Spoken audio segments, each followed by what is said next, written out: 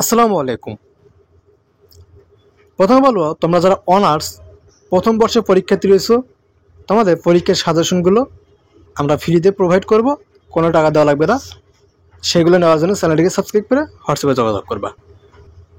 জাতীয় বিশ্ববিদ্যালয় 2023 সালের অনার্স প্রথম বর্ষের পরীক্ষার্থী, তোমাদের পরীক্ষা কিন্তু খুব কাছাকাছি। তো আজকের এই ভিডিওতে আমরা মূলত তোমাদের আবশ্যিক বিষয়, যেটা স্বাধীন বাংলাদেশের অভ্যুদয়ের ইতিহাস, সবার জন্য প্রযোজ্য, মানে সবার জন্য লাগবে আর কি, এই পরীক্ষার এই সাবজেক্টের চূড়ান্ত শর্ট সাজেশন নিয়ে আলোচনা করব। আজকের এই ভিডিওতে আমরা সেই সাজেশনগুলো তুলে ধরব এবং এই সাজেশনটা কীভাবে নেবে সেই বিষয়টি জানাবো। তাই ভিডিওটি শেষ পর্যন্ত দেখবে। আর পরবর্তী অনার্স ডিগ্রি ভর্তির আপডেট এবং অনার্স প্রথম বর্ষ পরীক্ষার সাজেশনগুলো ফ্রিতে নেওয়ার জন্য চ্যানেলটিকে সাবস্ক্রাইব করে হোয়াটসঅ্যাপে যোগাযোগ করবা।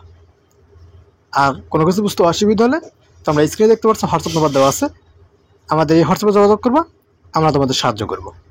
তো চলো শুরু করি আজকের এই ভিডিওটি।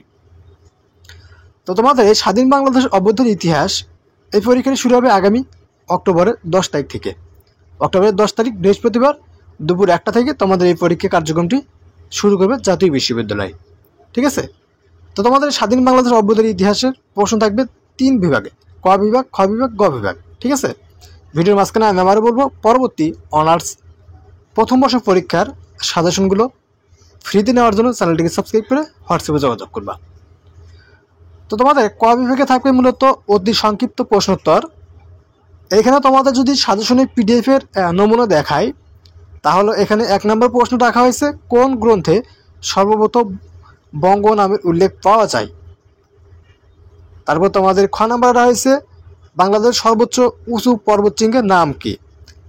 পদ্মা নদী কোথায় মেঘনা নদীর সাথে মিশেছে। এরকম করে তোমাদের এখানে ক বিভাগে অতি সংক্ষিপ্ত প্রশ্নোত্তর দেওয়া আছে, প্লাস তোমাদের এখানে উত্তরগুলো দেওয়া আছে। ঠিক আছে? তো ক বিভাগে এরকম করে তোমাদের মোট টোটাল এখানে তোমাদের 33টা প্রশ্ন দেওয়া আছে, এবং এই 33টা প্রশ্ন বিগত বছরগুলোর যে বোর্ড প্রশ্ন রয়েছে সেগুলোতে যেগুলো বেশি বেশি এসেছে বা একদম কমন যেগুলা, সেগুলো মূলত এখানে ইনক্লুড করে তোমাদের সাজেশনগুলো তৈরি করা হয়েছে। ঠিক আছে? তোমাদের এই সাজেশনগুলো নেওয়ার জন্য অবশ্যই চ্যানেলটিকে সাবস্ক্রাইব করে আমাদের হোয়াটসঅ্যাপে SMS করে জানাতে হবে। ঠিক আছে? তারপর তোমাদের এখানে খ বিভাগে তোমাদের প্রশ্ন থাকবে হলো সংক্ষিপ্ত প্রশ্নোত্তর। এখানে তোমাদের 1 নম্বর যে প্রশ্নটি রেখেছি, বাংলাদেশের ভৌগোলিক অবস্থান বর্ণনা করো। 2 নম্বরে বাংলা নামের উৎপত্তি সম্পর্কে সংক্ষেপে লেখো, অথবা বাংলা নামের উৎপত্তি সম্পর্কে টিকা লেখো। 3 নম্বর দ্বিজাতি তত্ত্ব সম্পর্কে আলোচনা করো, অথবা দ্বিজাতি তত্ত্ব সম্পর্কে সংক্ষেপে লেখো। 4 নম্বরে লাহোর প্রস্তাবের মূল প্রতিপাদ্য বিষয় কী কী ছিল। 5 নম্বরে 1976 সালের পাকিস্তানি সংবিধান কেন ব্যর্থ হয়েছিল।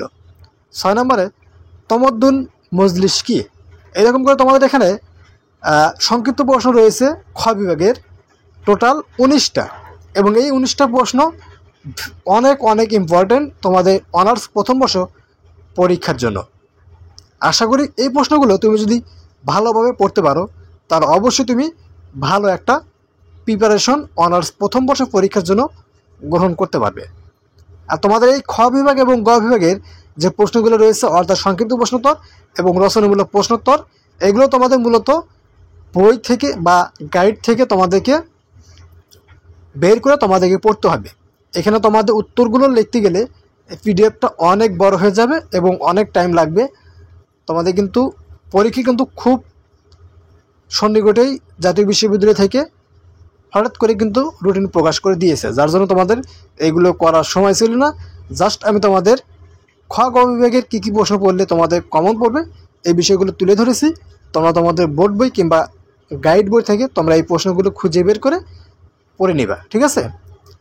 তো তোমাদের এখানে গ বিভাগে রচনামূলক প্রশ্নগুলি রয়েছে, এবং এখানে তোমাদের প্রশ্ন রয়েছে মূলত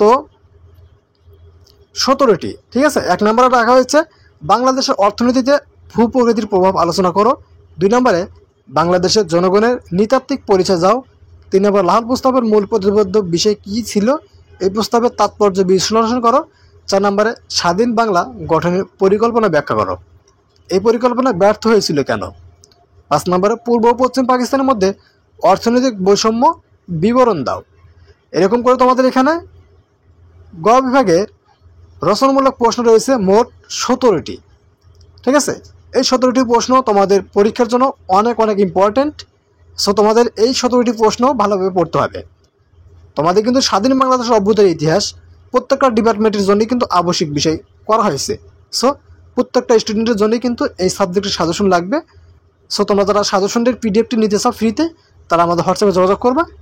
আমরা তোমাদের এই সাজেশনের পিডিএফটি এখনই প্রোভাইড করবো হোয়াটসঅ্যাপে, এবং বাকি ডিপার্টমেন্টের সাজেশনগুলো আমরা মূলত আগামী 22-23 তারিখ থেকে তোমাদের প্রোভাইড করা শুরু করে দেব।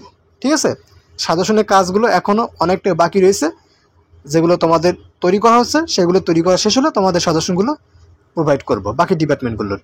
এখন জাস্ট আমরা তোমাদের এই স্বাধীন বাংলাদেশ অভ্যুদয়ের ইতিহাস পরীক্ষার সাজেশনটি ফ্রিতে প্রোভাইড করবো। পিডিএফ নেওয়ার জন্য আমাদের হোয়াটসঅ্যাপে যোগাযোগ করবা।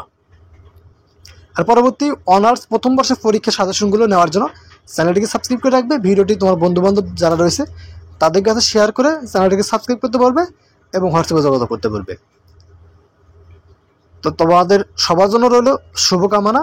আজকের মতো এখানে শেষ করব। সবাই ভালো থাকবে। আল্লাহ হাফেজ।